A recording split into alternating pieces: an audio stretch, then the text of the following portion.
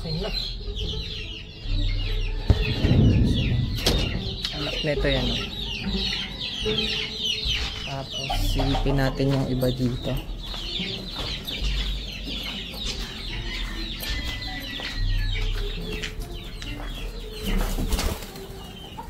Ang laki na rin. Black tiger yan guys. Ayun, hatch na rin yan.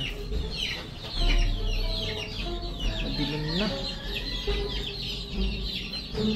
Hatch na rin. Sabay-sabay. Meron pa doon. Check natin. Hatch na rin siya.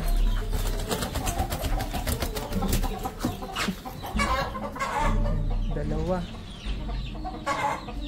Baka meron pa doon ah. Wala na guys. Tingin. Cute.